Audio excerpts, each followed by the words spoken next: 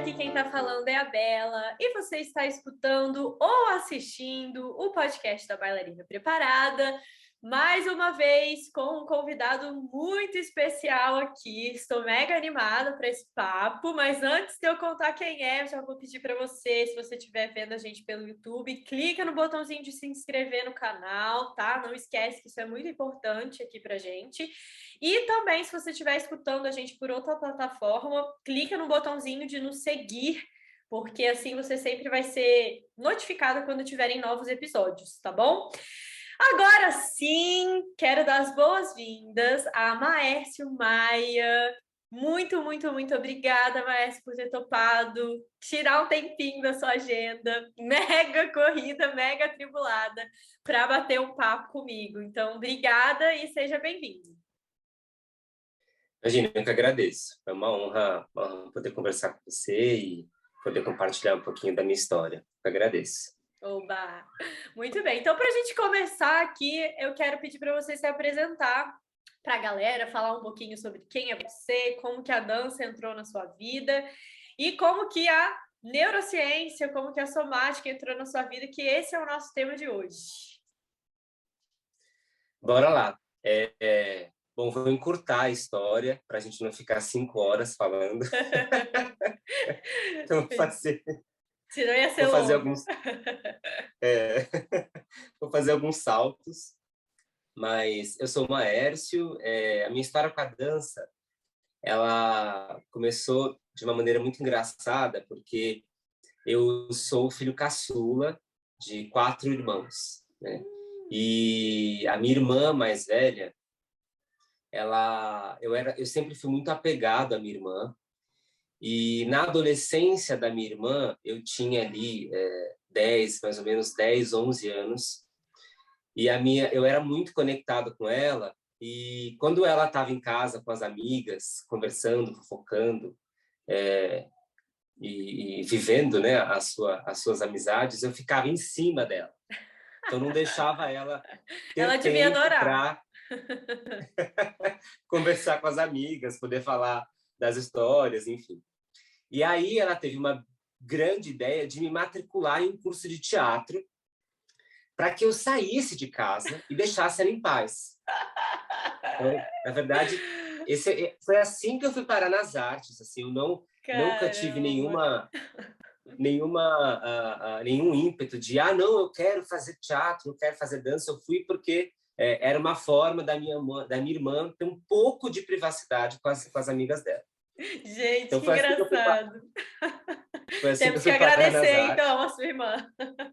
Olha, eu tenho que agradecer a muitas pessoas, mas a minha irmã, com certeza, é uma delas, porque, sem dúvida, não teria me encontrado na dança, porque depois de iniciar essa história com o teatro, eu encontrei uma amiga que era professora, uma colega da turma, e um dia ela olhou para mim, eu tinha ali mais ou menos 11 agora, quase 12 anos, já faz um tempo que eu fazia teatro, continuei fazendo, e ela olhou para mim e ela falou: você tem um corpo. Ela falou uma frase muito emblemática, que é uma frase que eu gosto muito de elaborá-las, né? Elaborar sobre ela hoje em dia, que ela disse a frase: você tem um corpo com muitas facilidades para a dança.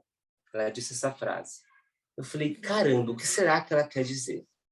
Não entendi, mas eu tinha uma amiga na escola que fazia balé e ela levava para a escola a apostila dela do balé. E era uma apostila de nomenclatura e tinha ali alguns passos, né? Naquela época, a gente já não é tão mais novinho assim, mas naquela época, assim, os passos vinham na apostila com figurinhas, né? Então, você tinha lá o glissade, você tinha a figurinha da perna esticada, a figurinha da perna dobrada, a figurinha do dégagé, a figurinha da transferência, a figurinha do fechar a perna, a figurinha do esticar. Sim, boa. E eu achava aquilo muito interessante, assim, caramba, né? E aí eu ia lendo com ela, falei: nossa, mas por que os passos são em francês? Por que esses nomes? Por que tem 5 posições ou 6 posições? Vocês só ficam nessas posições, mas como é que dança parado nessas posições? Aquilo era muito curioso para mim. E ela falou: Maércio, você não quer fazer uma aula Eu falei, eu acho que eu vou fazer, porque eu tenho uma colega que me disse que eu tenho um corpo com muitas facilidades para dança, deixa eu tentar entender o que que é isso. Fui para uma academia, que era a academia que ela estudava, e aí foi uma grande decepção, porque assim, eu não tive nenhuma facilidade. Nenhuma Mentira! facilidade. Gente. Me senti assim, completamente desconectado, desengonçado. Eu fui uma criança, eu fui obeso até 10 anos, né? Eu fui uma criança com problemas alimentares, assim. Uhum. Tive algumas questões da maneira como eu organizei a minha alimentação. Então, eu fui obeso até os 10 anos.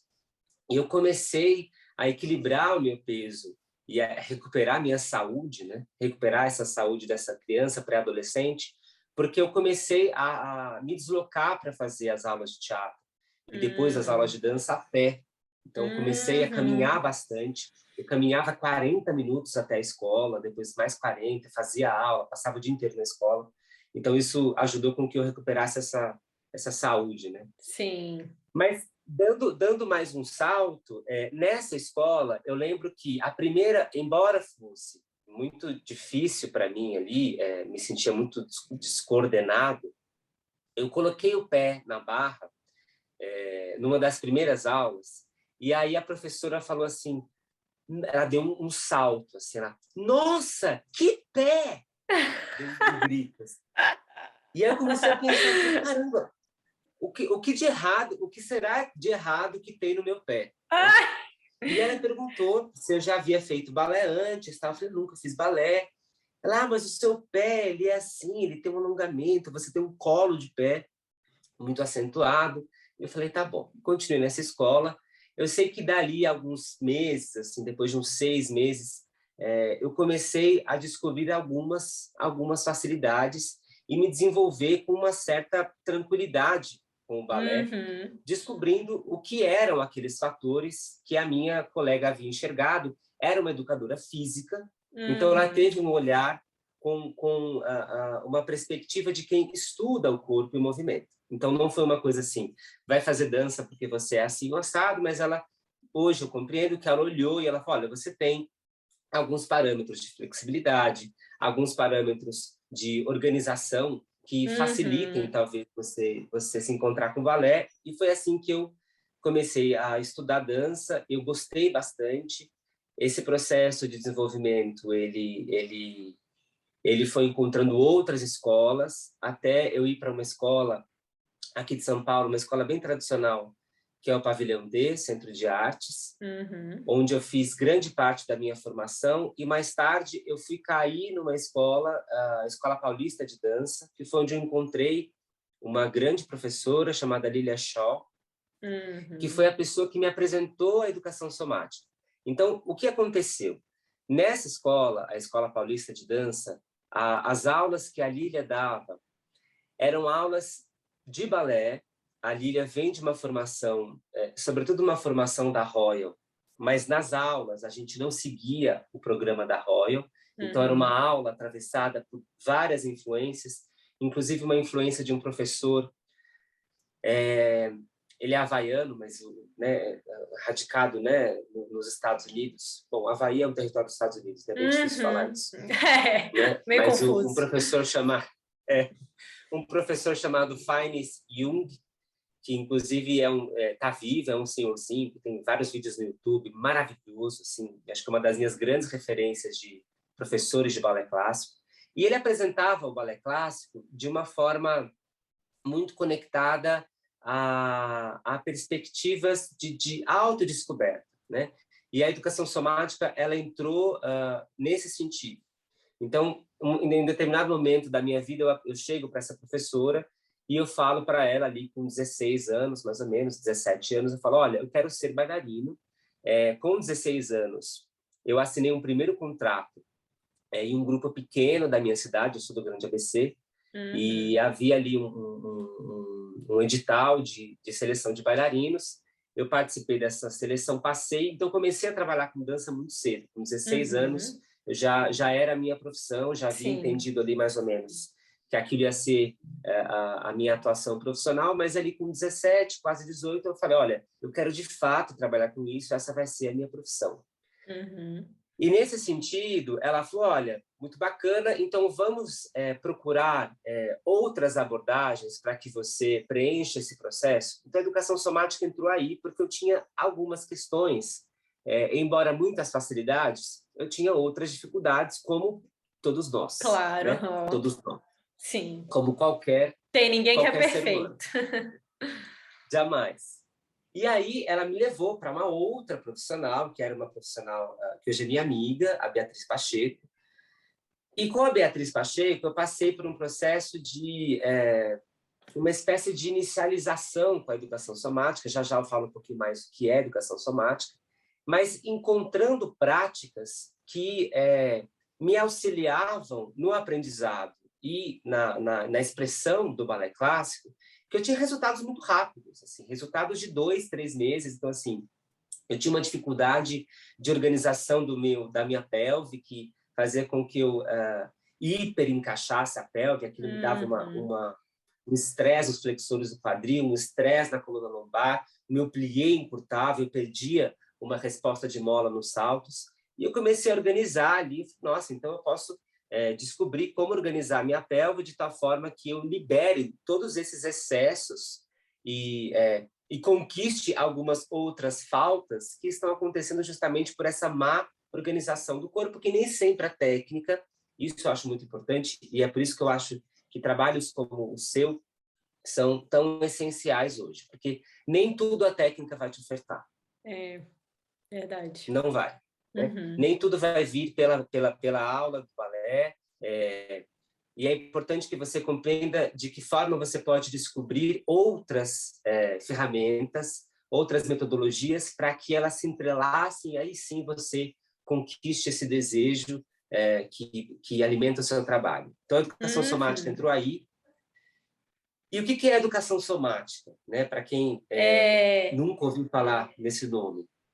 Porque aí, da educação somática, eu vou chegar na neurociência, com certeza. Né? Boa! A educação somática, uma possível definição de educação somática, a definição trazida pelo Thomas Hanna, que é um campo teórico, um campo de pesquisa teórico e prático a respeito do soma. E o que é o soma? O soma é o corpo percebido e vivido em primeira pessoa. Então, é o meu corpo. Né? É o corpo que eu habito, o corpo com que eu expresso as minhas relações, o corpo com que eu elaboro a minha experiência de movimento, que pode ser uma experiência de movimento com o balé ou com a dança contemporânea. Mais tarde, eu fui para a dança contemporânea e toda a minha atuação profissional foi com dança contemporânea e parte dela com improvisação solo. Então, embora a técnica clássica seja a técnica que eu mais estudei diariamente, né, com um investimento grande das minhas horas diárias, eu nunca atuei como bailarino clássico, nunca dancei em companhias clássicas, eu sempre fui para a dança contemporânea. Mas a educação somática ela é esse campo que reúne, não é uma metodologia, mas um campo que reúne diversas abordagens, dezenas de abordagens que olha para o corpo e para o movimento vivido em primeira pessoa. Então, existe um alguém, isso é muito importante, existe um alguém específico que tem uma certa estrutura, que tem uma certa história, que tem certos desejos, que tem as suas facilidades, as suas dificuldades, as suas aspirações e os seus estados que modulam a maneira como o corpo e o movimento eles acontecem. Então, nesse momento, eu criei uma grande paixão pela educação somática porque notava nela um potencial transformador que eu não havia encontrado em nenhum outro lugar.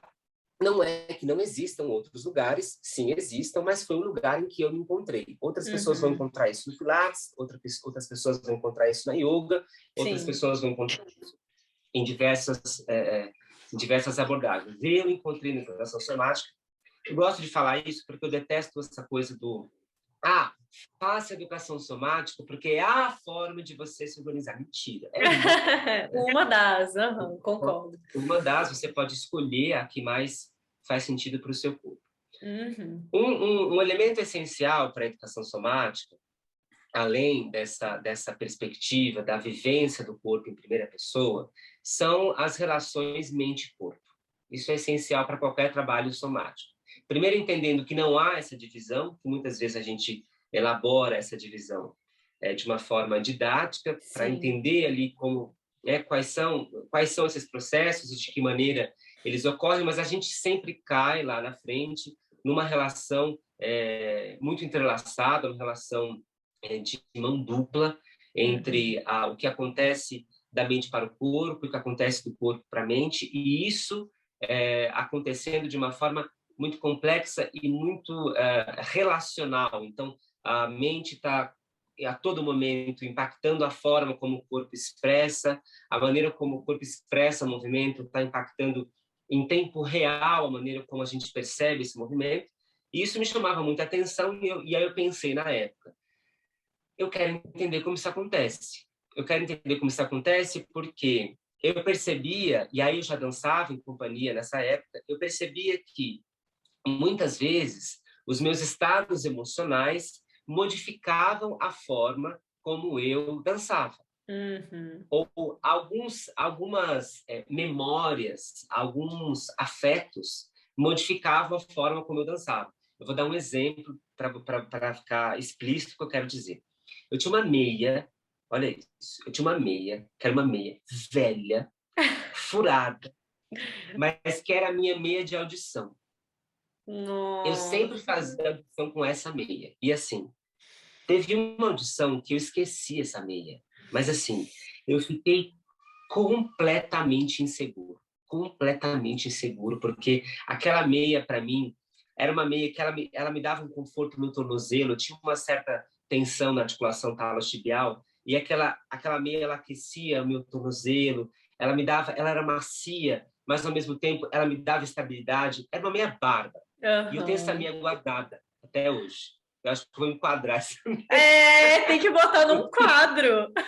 Nossa, mas eu consegui entender perfeitamente isso aí. Nossa, é sensacional. E isso não é coisa da nossa cabeça, então, né? É algo que realmente influencia. Isso é coisa da nossa cabeça e do nosso corpo, né? Como um todo. Mas eu me perguntava, né? Bom, por que essa meia causa um estado que eu consigo, às vezes, girar melhor, eu consigo saltar melhor, eu consigo fazer uma queda melhor? Tem uma coisa que me interessa saber. E foi aí que eu conheci a neurociência por conta de um processo de formação que eu fiz em uma metodologia de educação somática que se chama RP2. É um método de mobilidade funcional e educação somática criado por uma brasileira chamada Meg Mendonça, que trabalha quatro fatores de movimento, né? Que é respiração, relaxamento, passagem e postura. Dentro dessa formação, um dos pilares era a neurociência e, em especial, entender como se dá os processos de controle motor. E foi aí que eu decidi ir para a universidade, fazer uma graduação em neurociência, que ainda é, lá na Universidade Federal do ABC, uma graduação atrelada a um curso de tecnologia. Então, eu fui convidado, mas também obrigado a estudar matemática, física, química, computação. Sim. E aí foi assim que eu fui parar na neurociência, inicialmente ainda sem entender um pouco, né, o que aquilo significava na minha vida, mas hoje isso é um pouco mais compreendido, no sentido de que a neurociência, para mim, hoje, ela ocupa um lugar de reflexão e de aprendizagem a respeito dos processos da pedagogia, do ensino da aprendizagem do movimento, a respeito da expressão e da criação do movimento, e também, não é a minha área, mas eu acabo trabalhando com muitos profissionais que usam o movimento da dança como abordagem clínica.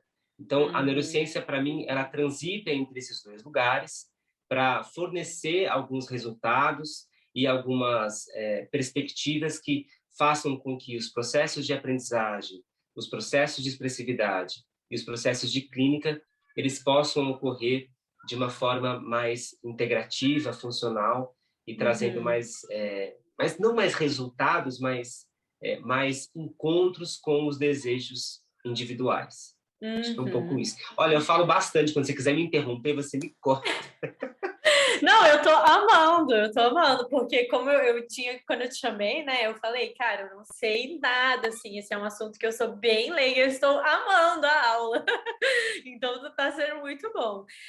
Eu gostei muito disso que você falou sobre essa relação, né, entre mente e corpo, que com certeza a gente só consegue separar para ser didático, porque eu acho que a gente sente muito isso no dia a dia, né?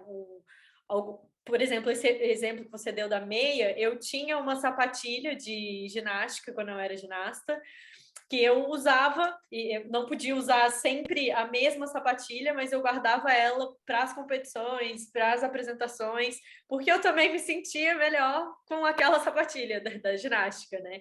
Então, achei muito interessante que você falou isso. E falando um pouco agora sobre a influência de todas essas coisas na dança, né? O que você acredita, assim, que esse conhecimento, essa relação entre mente e corpo e entender, ou a prática somática mesmo, o que isso, na prática, ajuda na dança? Eu sei que você deu um exemplo aí da sua pelve, e eu depois até fiquei pensando, curiosa, porque a imagem do seu Instagram, do Deixa Mover, é uma pelve, não é? É uma pelve, é uma pelve. É por causa disso? Por causa dessa Olha, não é por relação? causa disso. Olha, não é por causa disso, não, mas assim, sei lá, eu acho que a vida eu acredito muito nessas, em uma certa organização da vida, não só no sentido da biologia, né, da auto-organização, mas uma organização assim, sei lá que palavra usar, Energética. cósmica, energética, ou para algumas pessoas espiritual. Eu acredito muito nisso. Uhum, eu também. Mas a maneira como essa imagem apareceu foi de um estudo com crianças.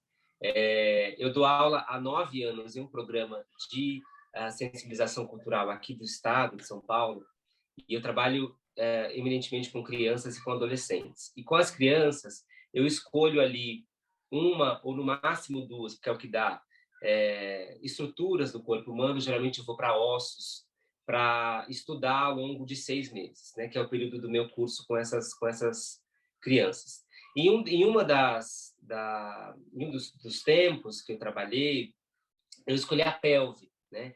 E aí, uma questão fundamental, não só para as crianças, mas para os adultos também, é entender que a pelve não é um osso único, né? Não é uma estrutura única, tampouco é um osso chapado, não existe osso chapado, Uhum. não existe esse osso tal qual a gente enxerga na Só no folha, né? livro, Só no livro, assim.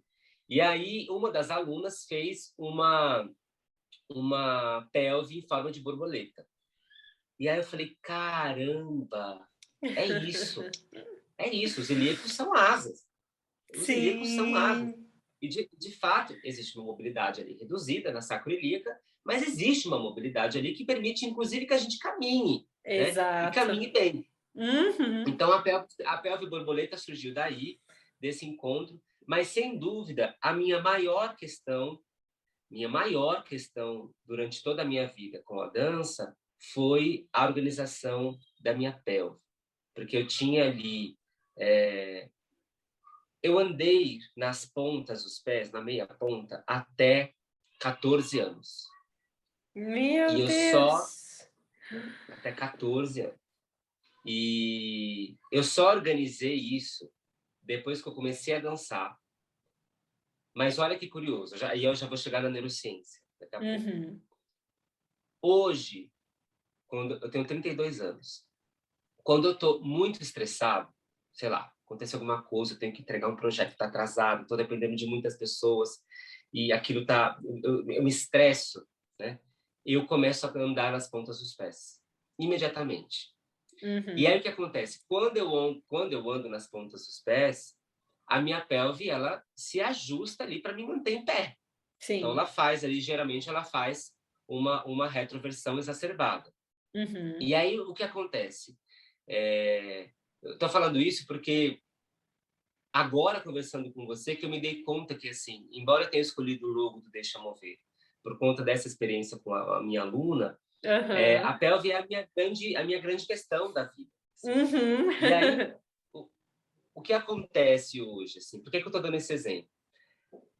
A forma como a minha pelve se ajusta para me manter em pé, porque os meus calcanhares saem do chão devido a uma modulação das minhas emoções ou do meu estado de humor, é um exemplo explícito de como a neurociência pode fornecer caminhos para compreender como isso acontece.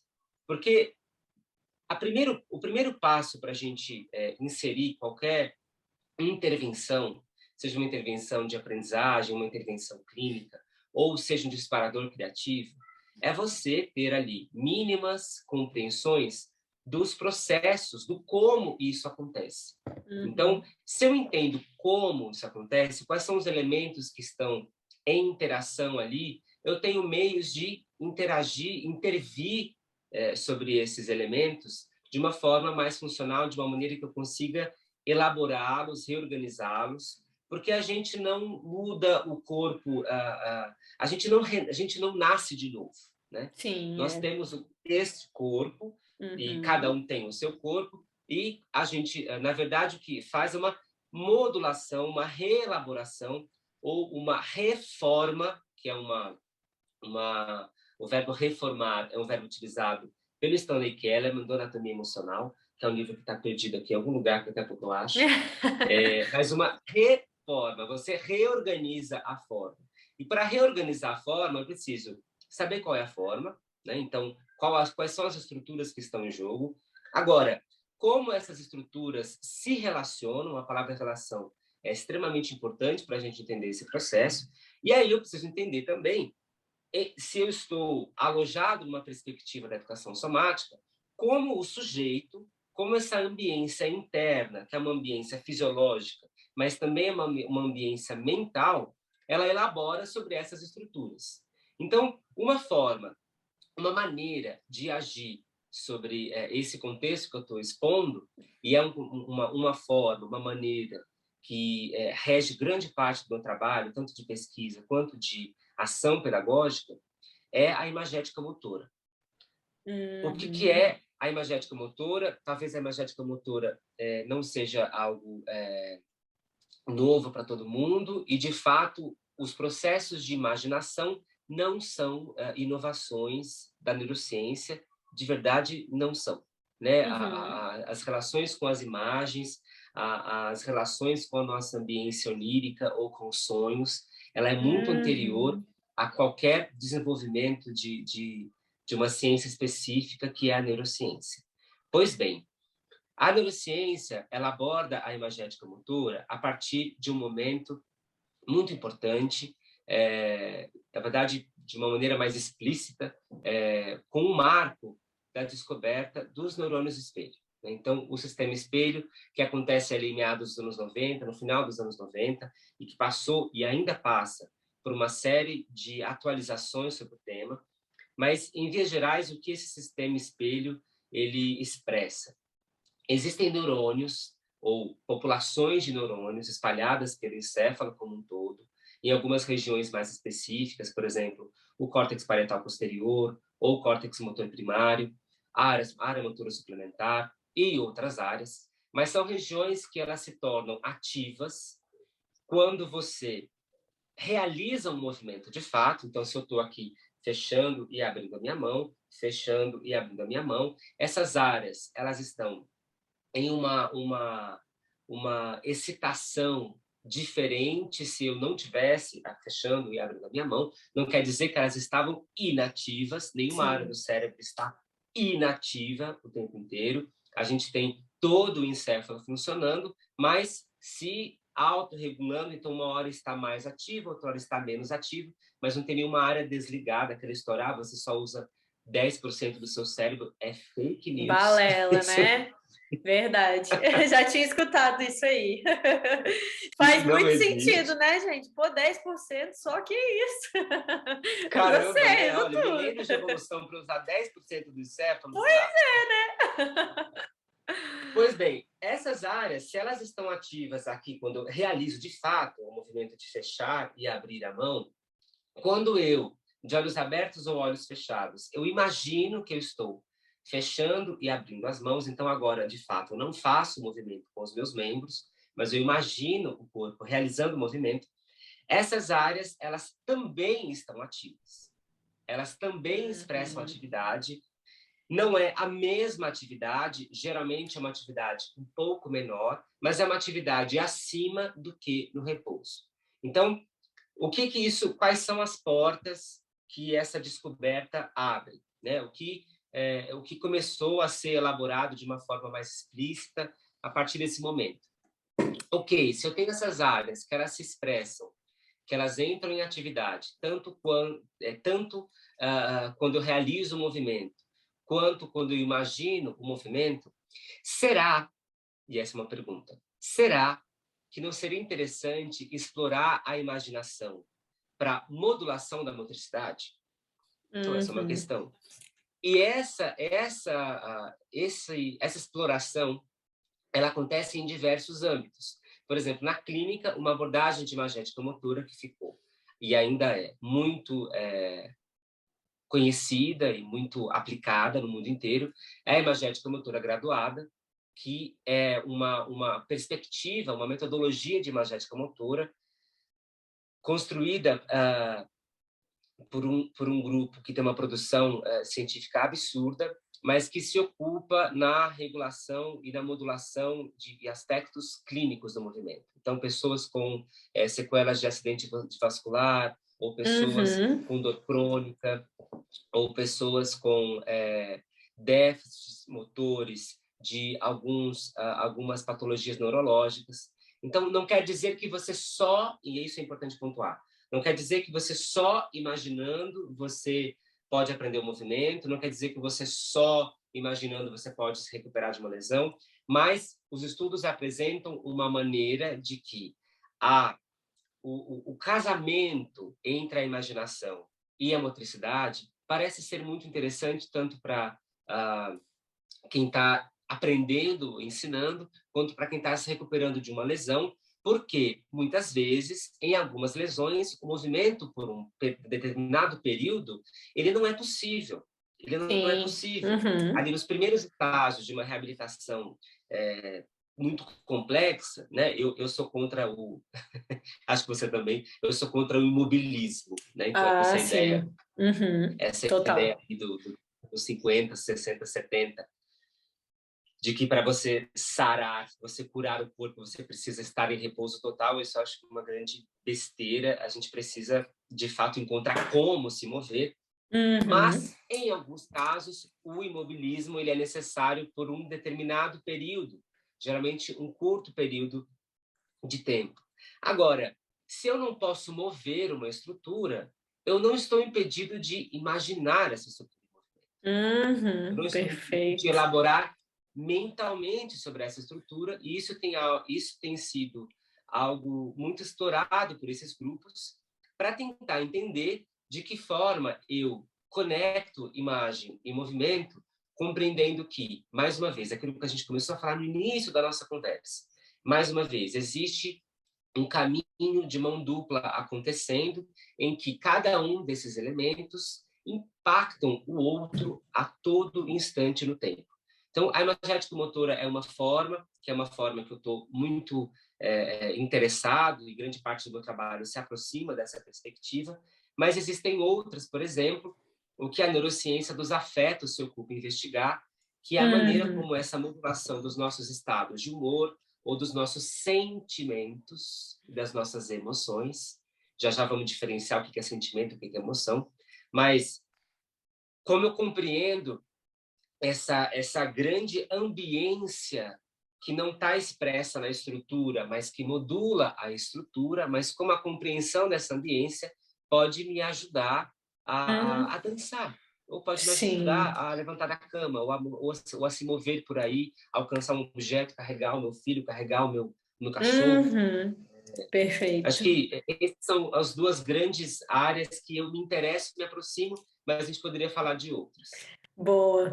Antes eu gostei muito dessa parte. Eu vi que você tem feito bastante post também sobre a anatomia emocional, que eu acho que tem muito a ver com essa última parte, né, que você falou.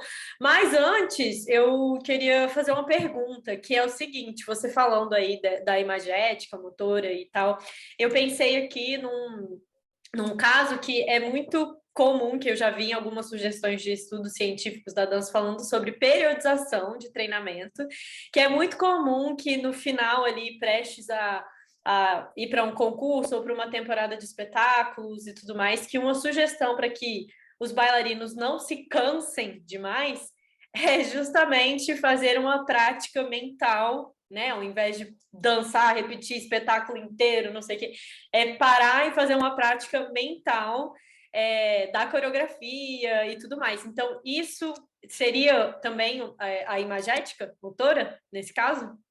Provavelmente. Sim, sim, com certeza. Esse ensaio mental, o ensaio, a imagética motora, ela pode ser, ela se expressa de diferentes maneiras. Então, eu posso me imaginar em primeira pessoa fazendo o movimento, ou eu posso me imaginar como um observador, então em terceira pessoa. Essa é uma outra forma. Isso é bastante comum.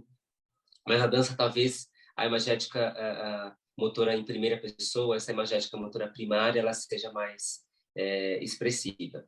Mas, com certeza, esse ensaio mental é uma forma de imagética motora. Agora, notem, o ato de marcar um passo também é uma forma de imagética. Porque quando você marca, isso assim, quem sabe marcar, né? Porque sim. marcar, gente, é uma arte. É Marcar é mesmo. uma arte. Não é Verdade. todo mundo que sabe marcar. Porque, assim, muitas vezes, assim, isso eu falo com conhecimento de causa, porque eu dou aula há muito tempo, e o aluno ou a aluna está marcando, e você nota que ele está assim, às vezes está marcando, sabe aquele negocinho que você faz com as mãos, assim, e às vezes ele está conversando, né? Então ele fala assim, tá contando alguma fofoca, ouvindo alguma fofoca, mas ele sabe a sequência, né, mentalmente, então ele tá falando, são três à frente, três não sei o quê, triste, então, essa marcação, por que eu falo que essa marcação é uma arte? Por quê? Uma marcação que não traz o conteúdo atencional, que não traz esse foco no processo que você quer elaborar ali, é um ato perdido. É melhor você nem fazer. É melhor você nem fazer, porque você só está gastando uma energia que você poderia ali guardar para, inclusive, permitir que o seu corpo te proteja numa situação de risco ali, ou num solo instável, sabe? Sim, Eu sempre falo, verdade. eu sempre falo assim, olha, uma das questões mais fundamentais para o processo de aprendizagem com a dança é entender como você dialoga com a sua energia, porque a energia é finita, ela é finita. Então, assim, nós não somos assim super-heróis, super-heroínas que temos assim um corpo sem limites. Então, nós temos força, nós temos agilidade, nós temos flexibilidade, nós temos Quem dera se fosse assim, uma... né? E não é. A gente sabe que assim tem dia que a gente tem dia que... Opa, caiu. Assistente técnico. Tem dia que as nossas reservas estão diminuídas, né? Tem dia que as nossas reservas estão ali baixas, então ou a minha atenção está menor, ou eu estou com uma rigidez muscular ali fruto de alguma questão, mas as nossas, se a gente não aprende a modular essa energia, entender de que forma quando eu uso mais ou quando eu uso menos, quando eu estabeleço períodos, justamente isso que você falou, né? Como eu organizo o meu processo de ensaio, uma coisa que ia para os ensaiadores e diretores de companhia e de grupo, como que eu elaboro um período de ensaio que não permite que o elenco chegue na estreia exausto, porque muitas vezes isso acontece. Isso acontece muitas vezes também porque as montagens em companhia geralmente acontecem muito rápido. Então, você tem montagens que são construídas em 20 dias, em 25 dias, 30 dias. Quando você tem um pouquinho mais de tempo, você tem 2 meses. Porque é isso, vem um cara, de não sei aonde remontar uma obra da década de 90. É caríssimo. Sim. Caríssimo. Não dá para ficar 6 meses com a pessoa ali, né? Não dá. Então a pessoa chega, ela fala assim, olha, o balé é assim, aprenda, daí eu volto daqui. Daí daqui 2 meses eu volto para ver como é que tá, aí já estreia. Então tem um certo estresse ali no processo de ensaio, no processo de aprendizado, que se a companhia, e eu falo isso, né? A gente não dá para ficar reclamando o tempo inteiro, porque tem coisas que dá para mudar, mas tem coisas que demandam tempo. E tem coisas que demandam tempo que não é o tempo da nossa vida. Então, algumas coisas eu posso até bater o pé, mas talvez elas mudem daqui algumas décadas. Talvez demande um pouquinho mais de algumas décadas para elas serem mudadas. Então, assim, já que eu estou aqui, eu vou tentar, então, modular, montar a minha periodização. Então, acho que é por isso importante entender como nós podemos ser mais autônomos, no sentido de entender quais são os processos que atravessam o meu corpo e como eu posso modulá-los no sentido de preservar o meu bem-estar e no sentido de fazer o que eu quero fazer, nesse caso, que é estar em cena, da melhor maneira possível. Porque é isso que a gente quer. A gente quer dançar. A gente quer ficar fazendo, né? Algumas pessoas preferem fazer aula como uma atividade física, ou têm outros desejos. Mas se você está inserido num contexto de companhia ou de grupo, você quer ir para o palco. E se você quer ir para o palco, o interessante é que você chegue no palco da melhor maneira possível, né? Então, dei essa volta inteira, mas voltando o processo da imagética para dizer o seguinte. Quando eu me conecto com uma imagem, e nesse caso é uma imagem projetada de mim mesmo, vivida em primeira pessoa ou vivida em terceira pessoa. O que eu estou fazendo? Eu estou trazendo uma atenção para os processos que eu vivo.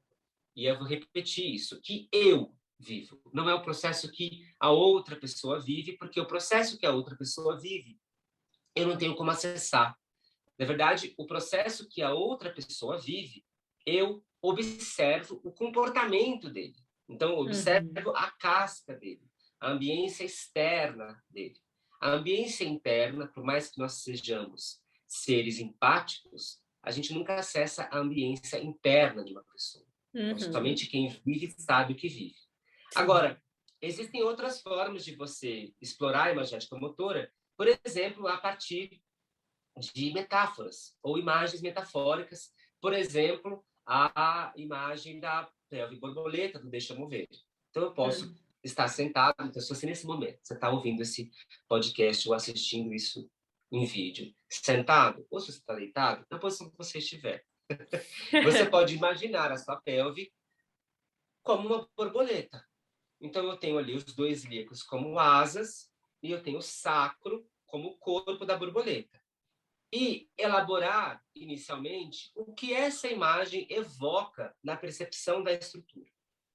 Então, o que essa imagem vai evocar, ela não tem um caminho explícito, ou um caminho único, ou caminhos bem definidos. Esses caminhos, eles são regidos pela própria experiência da pessoa que vive esse processo. Mas as imagens metafóricas são uma outra ferramenta, parte da imagética motora, que podem auxiliar o nosso processo com a regulação do nosso movimento, com a regulação do nosso processo de aprendizagem e, inclusive, de como eu conquisto questões no meu corpo que nem sempre são acessadas pela razão. Na verdade, quando o Antônio Damasio, que é um neurocientista português, ele escreve o livro O Erro de Descartes, qual que é o grande erro de Descartes? O grande erro de Descartes é justamente o penso, logo existo. Então, na verdade, o que o Antônio Damasio propõe não é penso, logo existo. Então, não é tenho razão, sou racional, logo existo. Na verdade, a proposta é outra. A proposição é eu tenho sentimento, logo existo. Então, o sentimento é a base da consciência.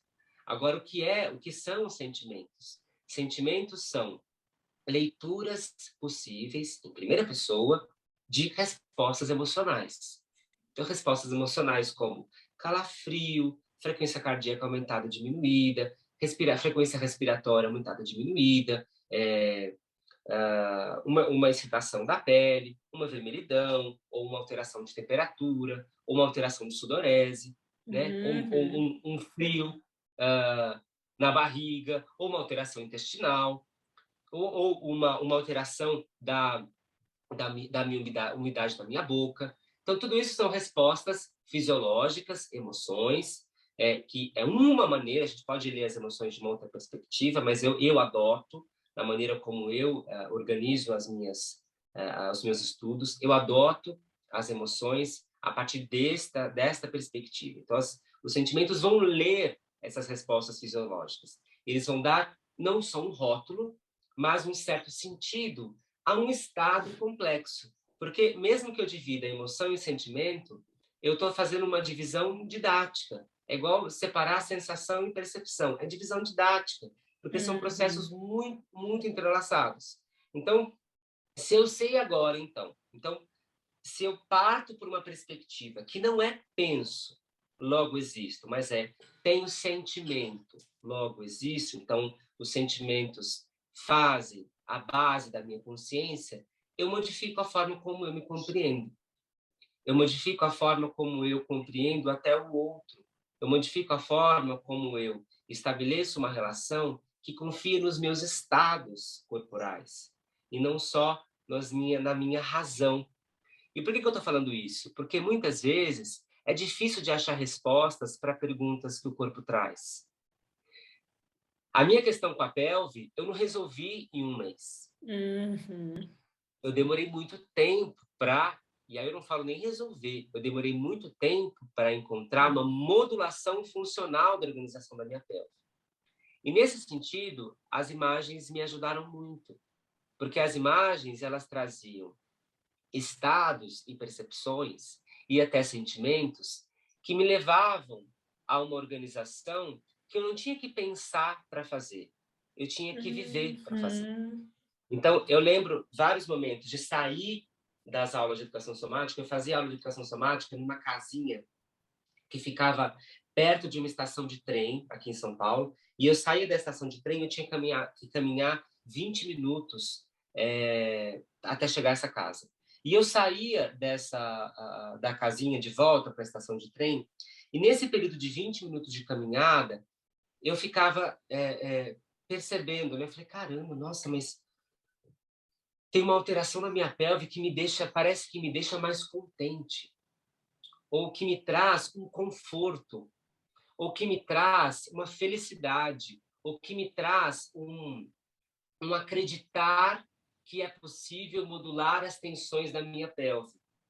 Percebe que todos esses exemplos que eu dei até aqui não são exemplos racionais. Então eu equilibrei as tensões do ilho-psoas. Não, eu descobri como eu modulo a minha tensão do quadrado lombar. Então eu descobri o ponto médio entre a retroversão e a antiversão. Não é isso. Essas coisas são não importantes? Claro que não, elas são extremamente importantes. Mas o caminho que eu estou propondo aqui, na verdade o caminho que eu escolho como proposição, que é uma proposição de vários pensadores e pensadoras, é um caminho acessado pela vivência em primeira pessoa, colhida pelo sentimento, colhida pela percepção dessa ambiência interna. A gente pode falar talvez de uma interocepção, ou seja, a percepção desses estados internos que são abastecidos, inclusive, pelos nossos estados emocionais, pelas nossas alterações de humor, que modificam a forma como eu aprendo, modificam a forma como eu crio, modificam a forma como eu danço em cena. Muitos de vocês já tiveram a experiência de abrir a cortina e você está estressadíssimo. Aconteceu ali algum babado, alguma coisa, não sei o quê. Ou você não teve tempo de se maquiar. Não furou o figurino. Você não conseguiu nem apertar o figurino, você entrou assim com 5 colchetes abertos. Isso acontece demais. Gente, isso não é assim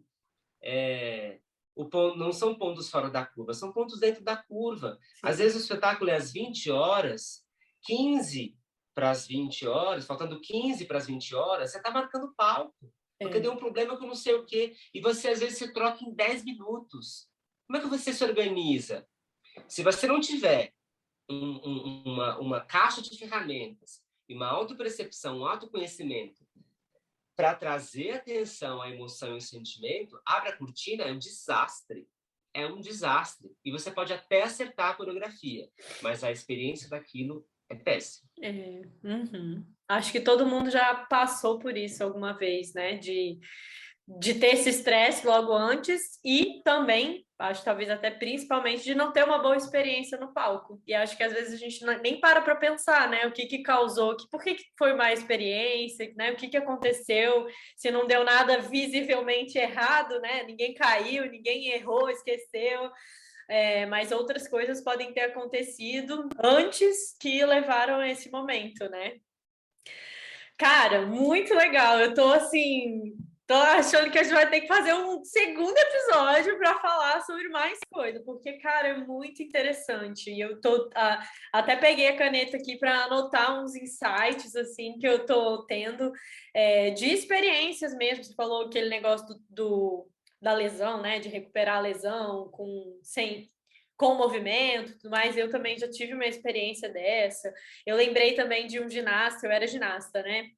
E a gente competia, todas as competições juntas, e eu tinha um ginasta, agora não estou lembrando quem era, mas era um ginasta da seleção, e ele sempre, era um ritual, assim, dele, ele fechava o olho antes de competir e ele ficava marcando, né? Ele fazia os movimentos, não sei o que, e ele sempre ia muito bem, né? Assim, claro que tinha dias que ele não conseguia acertar tudo, mas ele sempre ia muito bem e ele tinha esse ritual de ficar passando, né, assim, fazendo os movimentos de olho fechado. Então, muito bacana, tá? Sendo entender que essa é uma prática que, de fato, né, tem muita gente, tem estudo de verdade, né, sobre isso, e é realmente uma ciência que a gente pode não só ver, mas a gente pode estudar e aprender e aplicar, né? Então, está sendo muito, muito legal. Eu quero te fazer algumas perguntas agora sobre toda essa questão, né? Porque eu acho que se a gente fosse falar tudo, ia ter que ser um curso inteiro só sobre isso. Então, falando sobre as pessoas que estão escutando a gente agora, falaram, caramba, isso é muito legal, tal. Como que elas podem começar essas práticas, né? Como que elas podem começar a entender tudo isso no corpo, essa parte da imagética, da somática, o que elas deveriam fazer? Talvez entrar numa turma de dança somática, ou fazer algum curso, ou alguns experimentos corporais? O que você diria, assim, para quem quer começar a entender esse universo? Olha, eu vou propor alguns caminhos, né? Porque acho que propor um caminho só seria impossível. Mas, assim, acho que algo fundamental é o seguinte. Eu venho de uma formação com o balé clássico, que é uma formação que ela conectou uma tradição técnica, e eu não falo que é uma tradição do estilo e da estética, porque isso aparecia nas aulas, mas eu nunca fui para a cena com o balé, então eu sempre me conectei com a técnica, com a forma como essa perspectiva de dança ela proporciona uma organização do corpo. Para mim, a técnica ela tem esse sentido. Então, ela vai propor uma organização para o corpo, para o movimento.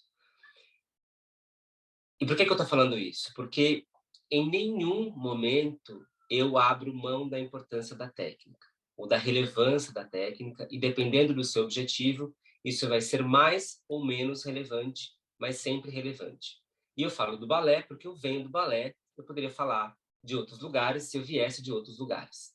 Pois bem, mesmo entendendo a importância que essa perspectiva traz, eu acho um grande erro a gente estabelecer uma relação com o balé que é uma relação de domínio, da técnica. E é uma relação de domínio que muitas vezes é um domínio expresso nos corpos de outras pessoas.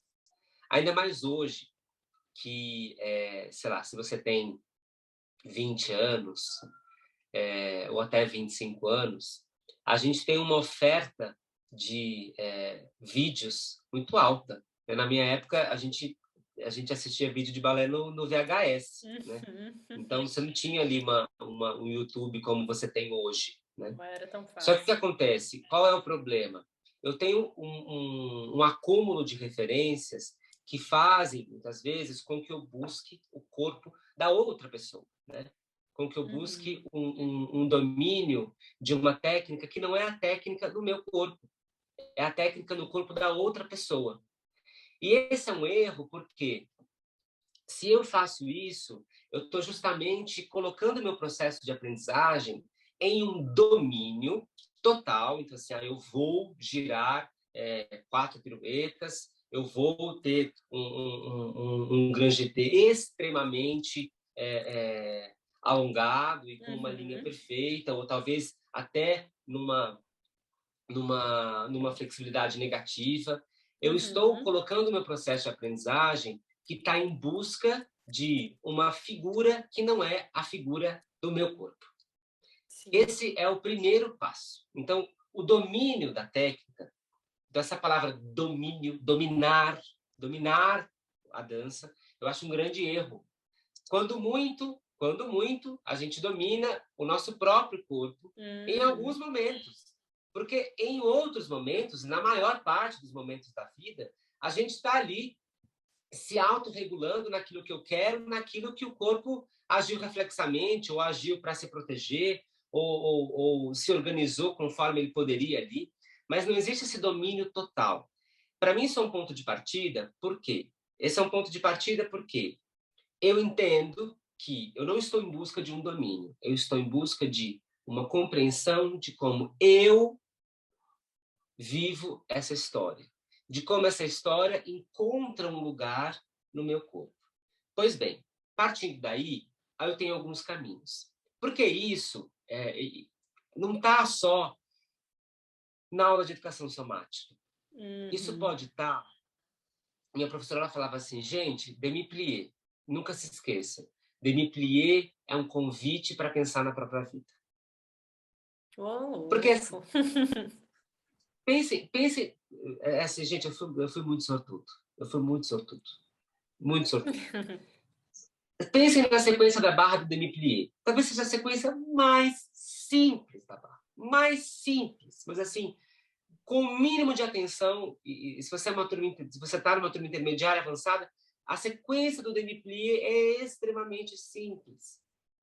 Se ela é extremamente simples, sobra tempo para você pensar em como você está. Em como você...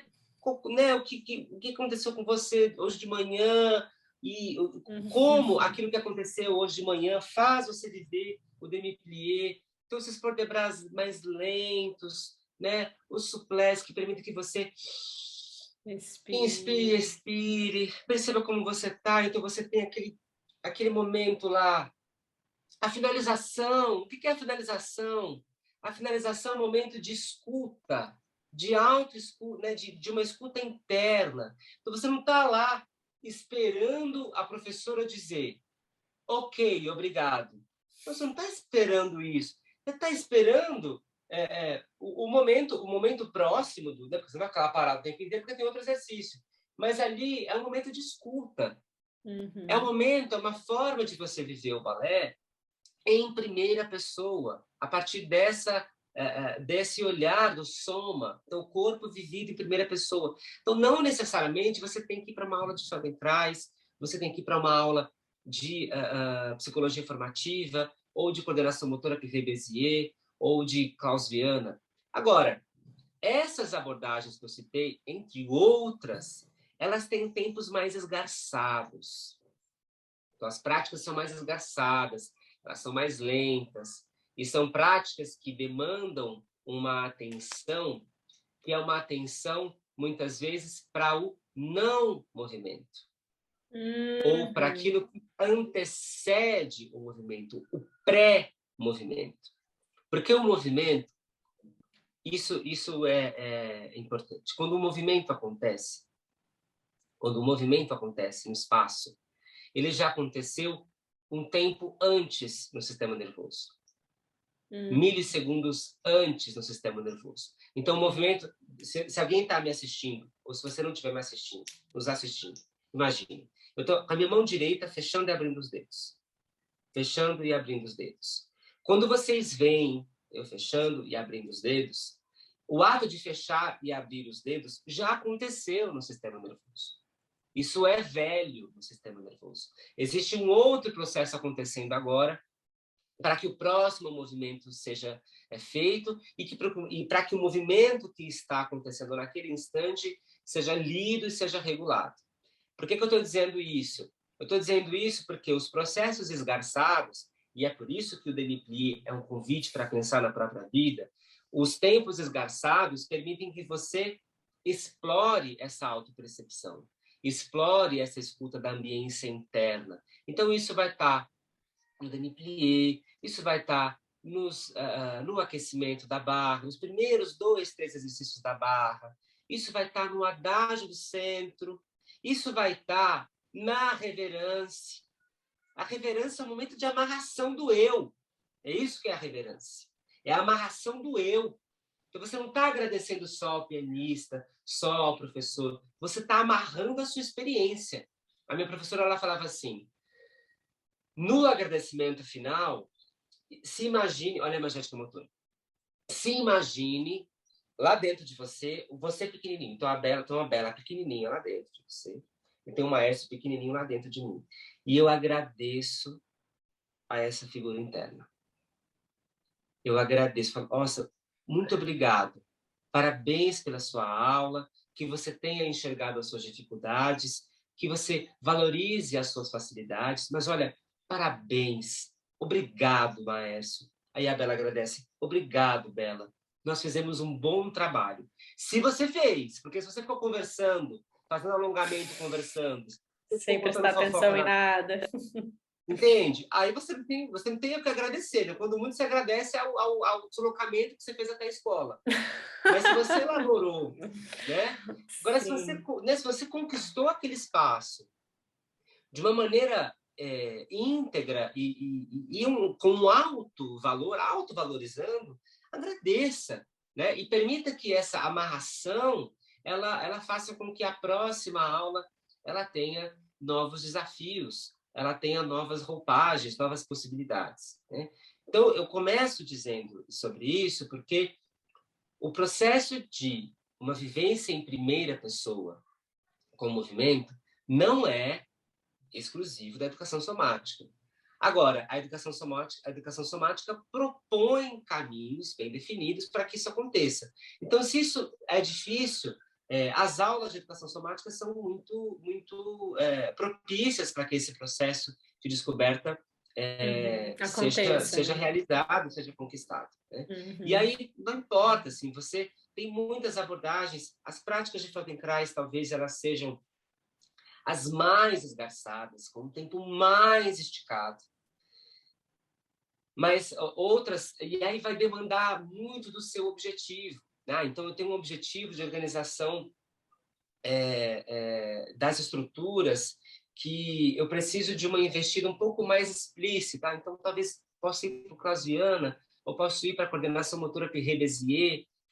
Eu tenho uma questão emocional muito forte com a dança. Isso é, assim, presente, muito presente. Tem uma questão emocional com a dança, eu tenho uma frustração ali para ser resolvida, ou eu tenho uma dificuldade para ser resolvida. Eu tenho um momento da minha infância em que aconteceu algo que eu carrego aqui na adolescência e na idade adulta. Ou eu sou um profissional, uma profissional que tem uma questão emocional muito forte. Bom, talvez a anatomia emocional e o processo formativo seja um bom caminho para você. Mas todos esses caminhos, eles vão ser acessórios para uma autodescoberta, ou para aquilo que o Stanley Kellerman chama de uma evolução pessoal e que o Feldenkrais vai chamar de um processo de autoaperfeiçoamento. Pois bem, essa é uma outra perspectiva. Você pode ainda pensar, e aí hoje em dia, meu trabalho está muito conectado com isso, mas você pode pensar como a motricidade e o sistema nervoso e a consciência e a inconsciência, elas se relacionam, entendendo consciência nessa perspectiva do Damasio que eu trouxe minutos atrás. Você pode descobrir os mecanismos de imagética motora tanto de uma maneira mais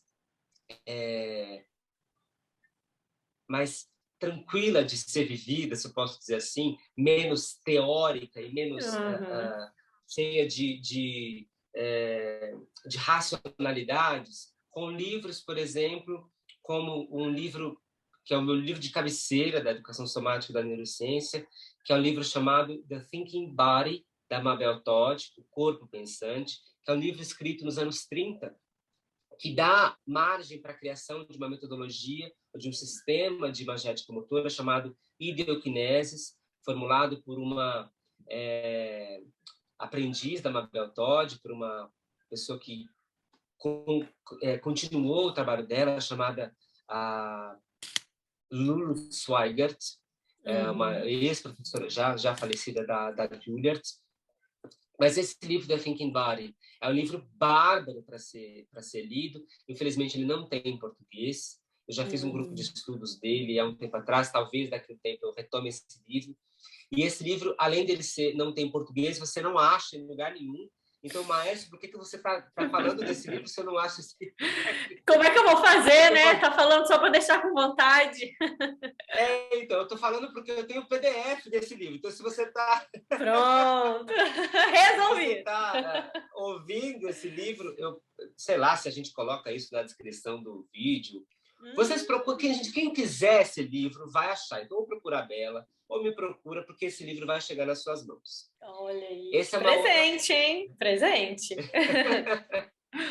Então, eu faço tráfico de livros, né? Mas assim, eu sou um traficante consciente. Então, eu só trafico livros que você não compra em lugar nenhum, você não acha, não tem edição em português, não tem mais edição em inglês. Esse livro eu encontrei esses dias, tinha um exemplar no eBay, e ele estava, eu acho que ele estava assim, uns $300. Era muito caro, né?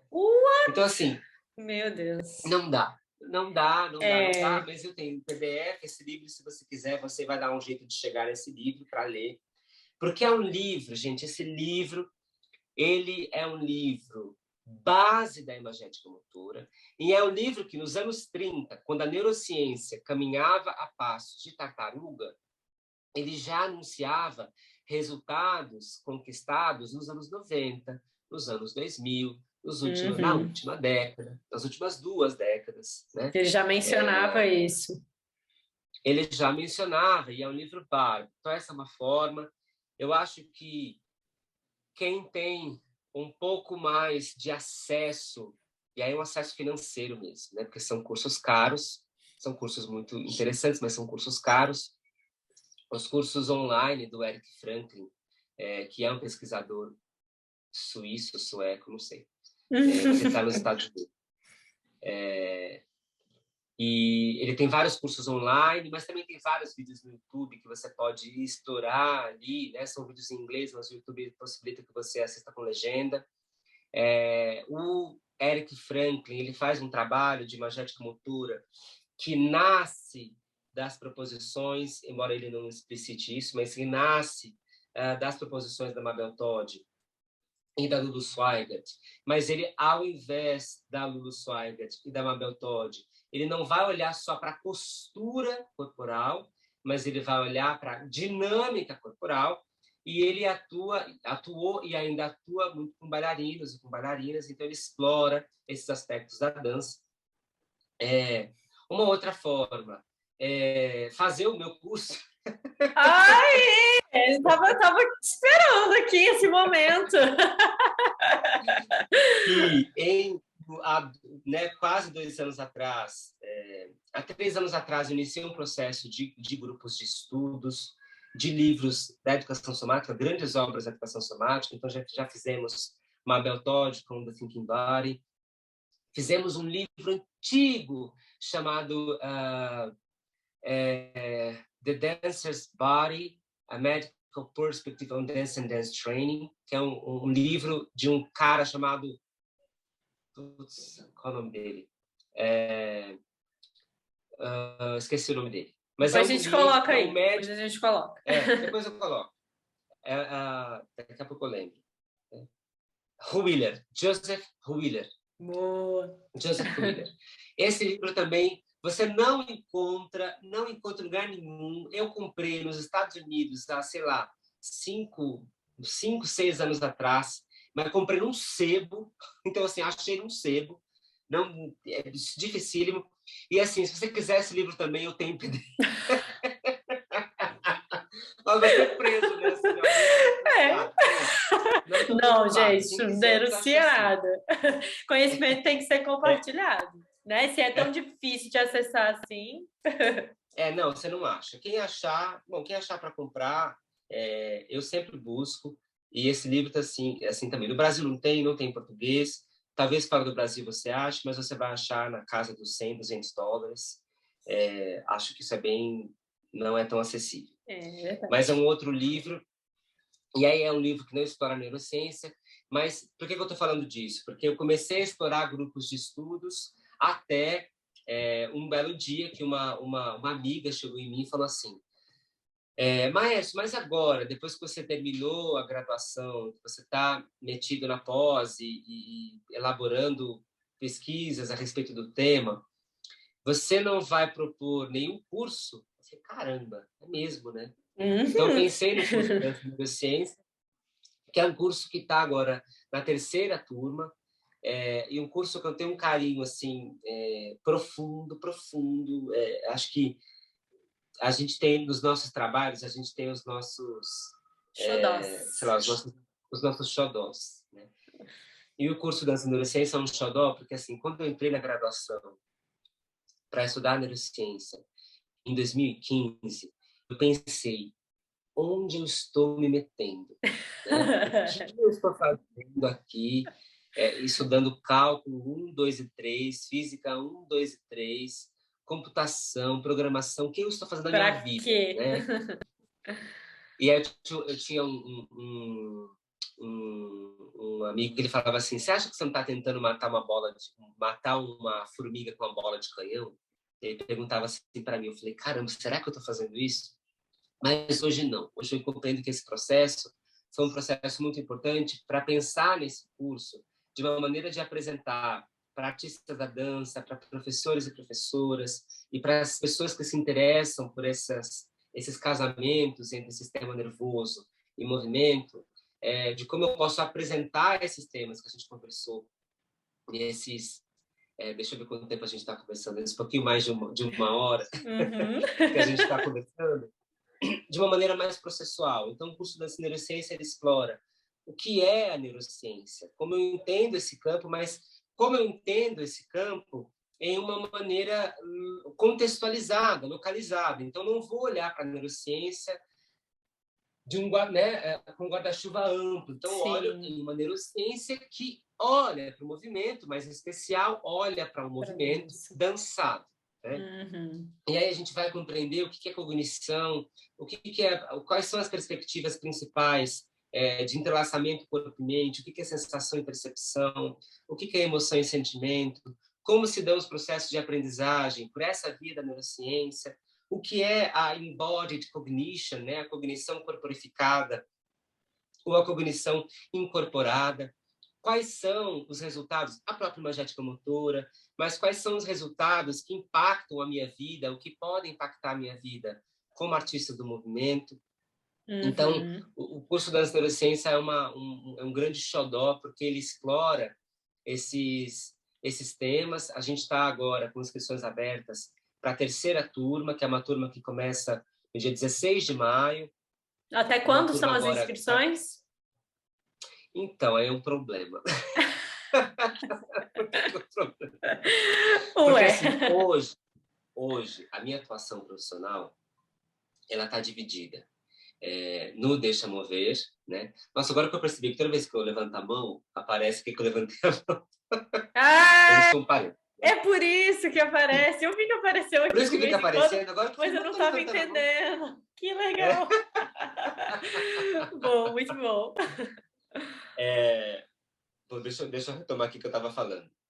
Que é um problema as inscrições. As inscrições são um problema por quê? Porque eu não consigo dar conta do mundo inteiro. E a minha atuação profissional hoje, ela está dividida em aulas presenciais. Eu dou muita aula presencial, agora que a gente pode voltar, né, da aula presencial. Mas eu tenho um trabalho grande de divulgação científica no meu Instagram, que é o @deixamover, e no site do Deixa Mover, e com os cursos, os grupos de estudo. E uma coisa que eu não abro mão, embora a terceira turma do curso Dança e Neurociência seja uma turma com aulas gravadas, a gente tem encontros semanais ao vivo para discutir essas aulas. E para que exista uma ambiência confortável de discussão, eu não posso colocar 100 pessoas dentro de uma sala. Então, a gente tem vagas limitadas, a gente tem 30 vagas para esse curso, e nós já estamos com 15 vagas ocupadas. Então, não consigo dizer, olha, vai ter inscrição, pode ser que no dia 16 de maio tenha 5 vagas, pode ser que as vagas acabem daqui uma semana. Né? Então, é a minha limitação. Né? Eu não tenho como, hoje em dia, abrir 2 turmas. Isso aconteceu no grupo da Anatomia Emocional, que ele está aqui. Né? Estava do meu lado. Olha aí, Anatomia Emocional. Boa. E esse livro, ele explora várias coisas do sistema nervoso também. Mas esse livro, assim, a gente tinha 30 vagas, elas esgotaram muito rápido, porque é um tema muito, muito, muito interessante. E outras, depois que a gente começou, muitas pessoas vieram atrás, e é muito ruim você falar, olha, não vai dar. Porque a pessoa fala, eu quero, eu tenho interesse, isso faz parte da minha pesquisa. Fala, não tem como. Porque não dá para a gente discutir com 100 pessoas numa sala. Então, você abre uma sala de Zoom, se tem 100 pessoas, como é que você se relaciona? Você fica ouvinte. Não dá. E a ideia é que a gente tenha uma postura ativa nesse curso. Então, é uma forma de você estudar os temas. Agora, assim, para amarrar, se você não vai fazer nenhuma aula de educação somática, se você não consegue aplicar isso na sua aula de balé, se você não vai fazer o meu curso, leia o livro da Mabel Todd, The Thinking Body. Então, dá um jeito de procurar a Bela, me procurar. A gente envia esse livro para vocês. Eu mando o livro para a Bela também, porque é um farol. É um livro escrito nos anos 30, com um farol para a imagética, um farol para as relações entre emoção e motricidade, um farol para a compreensão de como eu estabeleço isso parece trivial, mas não é, mas como eu estabeleço uma aproximação de mim mesmo. Porque é isso o jogo. É esse o jogo. O jogo é como eu me aproximo de mim para dançar. E como eu deixo de dançar me observando de uma forma muito distante e estando cada vez mais próximo de pessoas que não são eu. São pessoas que eu quero ser. Mas eu preciso lembrar que nós somos o que nós somos. Né? Eu tenho, para finalizar minha fala, eu tenho uma fase, uma história muito emblemática na minha vida. Em 2013, eu fui fazer o curso de verão do Bateva, em Nova York. Eles dão esse curso em 2 lugares, né? Em um semestre eles fazem em Nova York, em um semestre eles fazem em Israel. E aí chegou lá, tinha um movimento, tem um período do curso que é um estudo de repertório. E aí, nesse estudo de repertório, tinha um movimento lá que era um pliézinho de segunda. Você fazia um pliézinho de segunda e voltava. Você ficava fazendo isso lá, 20 minutos. Pliézinho de segunda e volta, e aí tinha um movimento do tronco, um movimento de braço, um movimento de expansão e recolhimento. E eu sentia uma dificuldade grande de fazer aquilo, justamente pela minha questão com a pelve. E aí chegou a professora e ela perguntou assim no meu pé do ouvido. Ela falou assim, muito respeito, ela chegou assim no meu pé do ouvido, ela falou, o pé do ouvido é imagética motora. É mesmo? É imagética pé do metafórica. ouvido. E ela falou assim, perguntou, por que você sofre? Aí eu, como assim? Ela, eu te observo e quando você faz o movimento, você está em sofrimento. Aí eu falei para ela, sabe o que é? Quando eu faço esse movimento, eu sinto um desconforto muito grande nos meus tornozelos e na minha pelve, a minha lombar também enrijece. Então, eu estou tentando aumentar um pouco ele, porque talvez se eu aumentar um pouco esse movimento, essa amplitude, eu tenha mais conforto. Mas você então percebe que o seu demi-plié ele é mais curtinho, né? Aí eu falei, sim, ele é mais curtinho, eu estou tentando aumentar ele. Aí ela olhou assim no fundo dos meus olhos, ela disse: o seu plié é curto, mas é o seu plié. Então, confia no que é seu, porque é só no que você pode confiar. Aí eu agradeci, aí saí da sala, fui pro banheiro chorar, depois eu voltei. Veio aquele momento de PQP.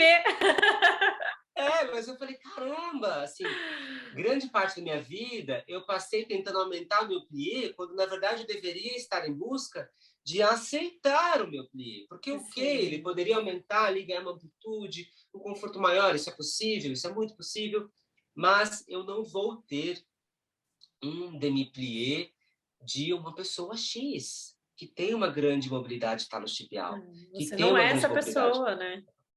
Eu não sou, não adianta, não adianta. Então, eu preciso aceitar. Então, eu preciso me entender em uma perspectiva de estar próximo de mim, não distante de mim. Muito bom, gente. Mais uma frase aqui para a gente refletir sobre, né? Márcio, olha, muito legal conversar com você. Eu quero mesmo bolar uma parte 2 aqui para a gente falar sobre esse tema, que foi realmente muito interessante. Acho que a gente precisa parar um pouco mais para pensar em tudo, né, que a gente faz, né? Isso que você falou da atenção na aula, fazer uma aula com atenção, estar presente ali no momento. Eu vejo que hoje a gente tem muita, não só a gente, eu digo a gente, porque eu vejo que muitas pessoas têm essa dificuldade, né, de estar presente ali no momento e a gente não imagina o quanto isso pode ser benéfico para nós, né? Então, gostei muito de conversar com você, de conhecer um pouquinho também da sua história. Muito obrigada por ter topado. Gente que está nos escutando aí até agora, eu vou deixar aqui todos os contatos do Maestro para vocês entrarem em contato lá pelo Deixa-me Ver, pedirem os livros aí, aquele nosso tráfico. E espero que vocês tenham gostado. Se vocês gostaram, deixa o seu like. Não esquece de seguir a gente aqui também no perfil. E é isso, Márcio. Obrigada mais uma vez. Um beijo para você e a gente se vê no próximo.